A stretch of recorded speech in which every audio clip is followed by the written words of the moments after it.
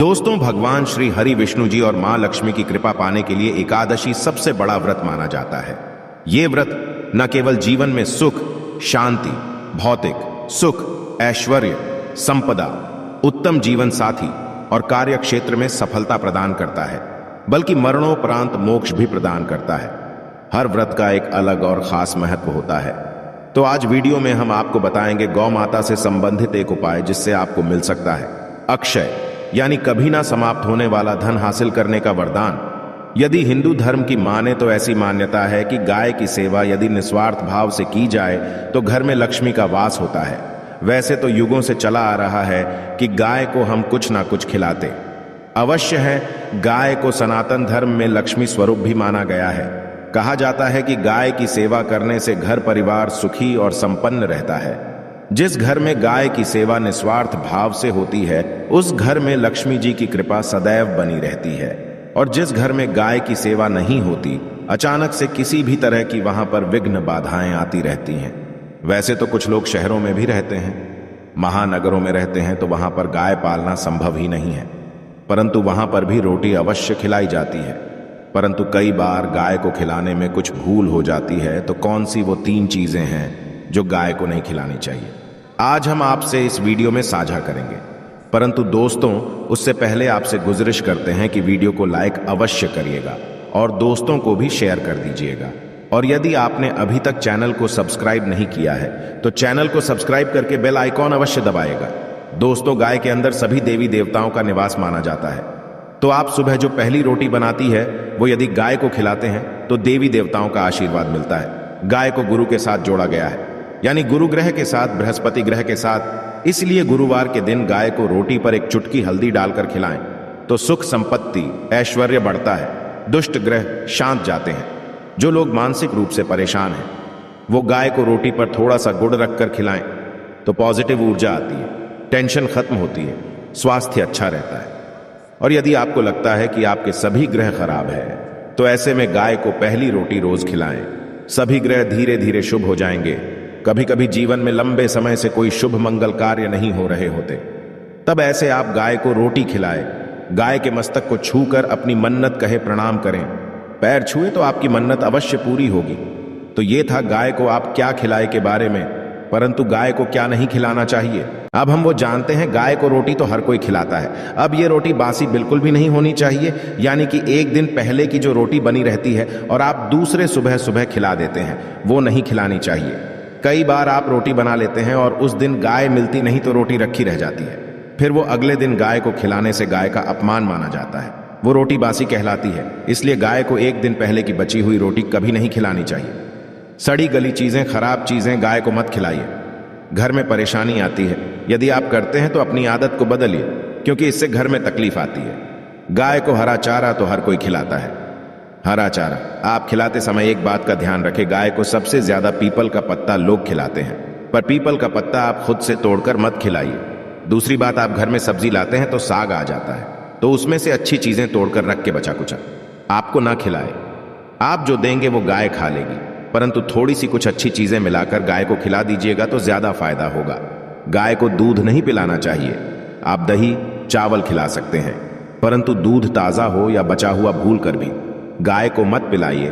तो 3 चीजें गाय को नहीं खिलानी है। एक तो बची कुची रोटी नहीं खिलानी है।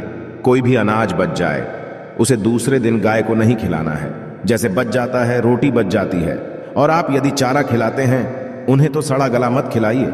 और यदि खिलाते हैं कोई चीज तो उसके साथ कुछ अच्छी चीजें मिला लें। और गाय को दूध भी नहीं पिलाना है। ये चीजें बिल्कुल भी नहीं खिलाएं, नहीं तो घर में गरीबी आती है। माता आपके घर में वास करना छोड़ देती है। 84 लाख योनियों के सफर करके आत्मा अंतिम योनि के रूप में गौ का रूप धरती है। गाय योनियों का वो पड़ाव है जहां आत्मा विश्राम करके आगे की यात्रा शुरू करती है। दोस्तों, गाय का कोई अपशगुन नहीं होता है। जिस भूभाग पर मकान बनाना हो वहां पर यदि आप 15 दिन के लिए गाय और बछड़ा बांध देते हैं तो वो जगह पवित्र हो जाती है। भूभाग से बहुत सारी आसुरी शक्तियों का नाश हो जाता है, क्योंकि गाय में पॉजिटिव ऊर्जा का भंडार माना गया है। गाय का मार्ग रोकना, यदि आप कहीं भी जा रहे हैं और गाय माता आपका मार्ग रोक दे तो ये बहुत ही शुभ माना जाता है। गाय और बछड़े का दर्शन एक साथ आपको हो जाए तो आपकी सफलता का प्रतीक माना जाता है। यदि आपके घर के आसपास गौ घूमती रहती है तो इसका मतलब है कि आपके घर से काफी सारे संकट अपने आप ही दूर होने का गाय के समीप आप सुधर जाते हैं तो संक्रामक रूप, खांसी, सर्दी, जुकाम आदि का ग्रेजुअली अपने आप ही बिना दवाइयों के भी नाश हो जाता है। यदि आप गाय अचानक से पूंछ मार देती है तो यह बहुत ही शुभ संकेत माना गया है और काली चित्तक भरी गाय ऐसा करना तो और भी ज्यादा शुभ माना गया है। पंचकव्य जो होते हैं वो कई रोगों में लाभदायक है। पंचकव्य क्या क्या हुए? गाय के दूध, दही, घी, मूत्र और गोबर, इन सभी को शरीर के रोग निरोधक क्षमता को बढ़ाकर रोगों को दूर करने वाला माना गया है।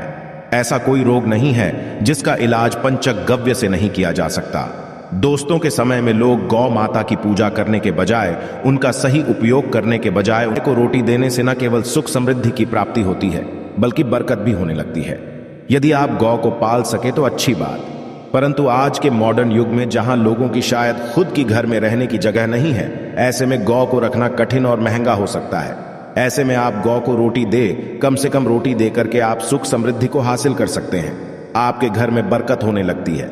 हमारे बुजुर्ग सदैव से कहते आए कि गाय को रोटी खिलानी चाहिए, परंतु समय स्थिति के चलते गाय की सेवा हर कोई नहीं कर पाता।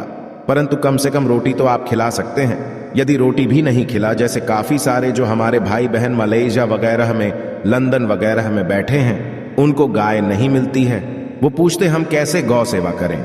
आप ऐसा कर सकते हैं, आप गौ के नाम के पैसे निकालते जाए और फिर आप चाहे तो कभी इंडिया आए तो आप गौशाला में दान दे दें, या फिर आप चाहे तो वहीं पर किसी गरीब को गौ के नाम की रोटियां खिलाए, किसी भी अनाथ आश्रम में चले जाए, किसी वृद्धाश्रम में चले जाए, किसी भी दूसरे सफेद पशु को आप भोजन कराए, ये भी आपके लिए बहुत अच्छा होने वाला है। कम से रोटी अवश्य खिलाए। हमारे देश में कई जगह देखा गया है और कई लोगों का प्रश्न आता है कि हम झूठी रोटी गाय को देते हैं, क्या ये सही है या गलत है? हम झूठा खाना, बचा हुआ खाना गाय को खिलाते हैं, यानी जो बच जाता है वो गाय के हवाले कर दिया जाता है। तो आपको बता दें दोस्तों, रामायण काल में गौ माता को एक श्राप मिला था, उसी की वजह से आज उनके साथ ऐसा हो रहा है।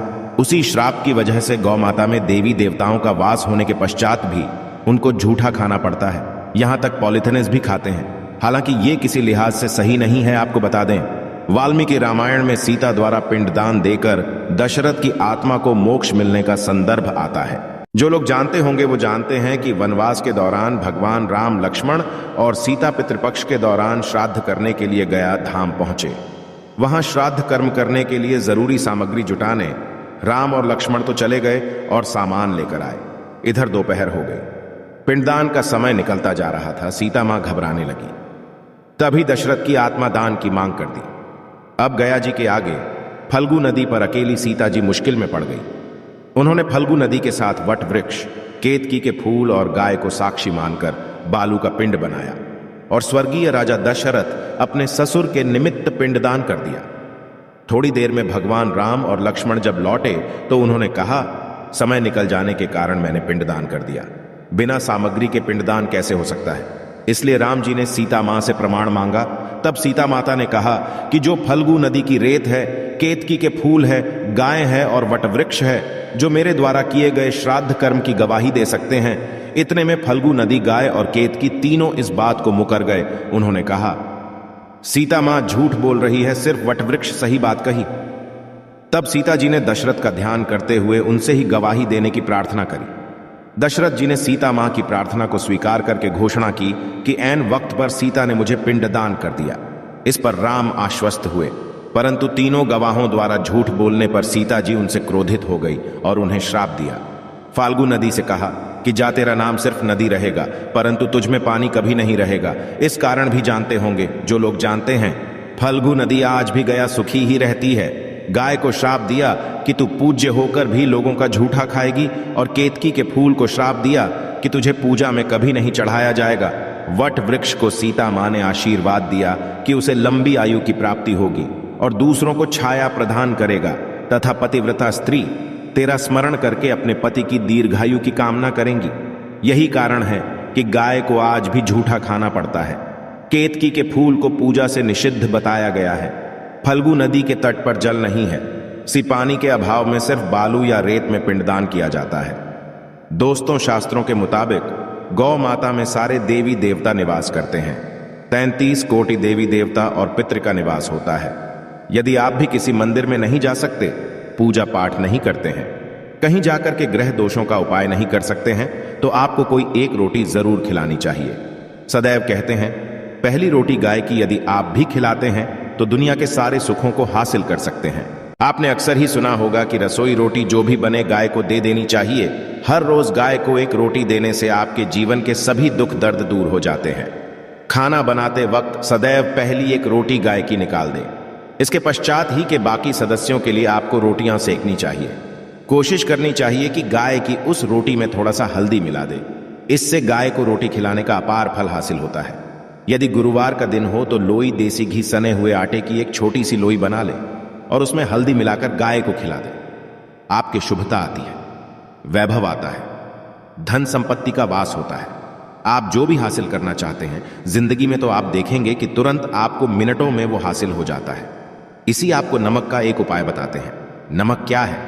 नमक के बिना तो हर स्वाद अधूरा है, और साथ ही साथ यदि नमक ना हो जीवन में तो स्वादहीन हो जाता है। जितना हम खाने में नमक को इंपॉर्टेंट मानते हैं, उतना ही ज्योतिष में नमक को इंपॉर्टेंट ही माना जाता है और इसे कर्ज की वस्तु माना गया है।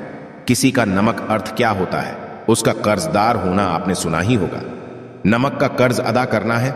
इसलिए यदि जीवन को सुगम बनाना चाहते हैं, सरल बनाना चाहते हैं, तो नमक का एक आसान सा उपाय आपको आज हम बताएंगे।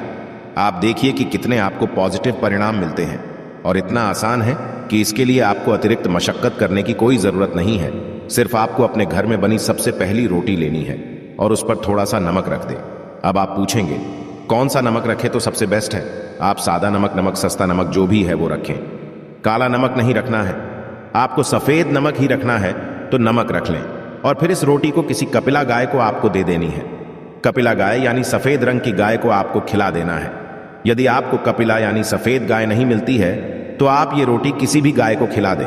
मगर यदि आपको कोई ऐसी गाय दिख जाए, सबसे पहले सफेद गाय को ही खिलाना प्रेफर करें। आपको दोस्तों ये उपाय आपकी हर समस्या को जड़ से दूर कर देता है। चाहे आप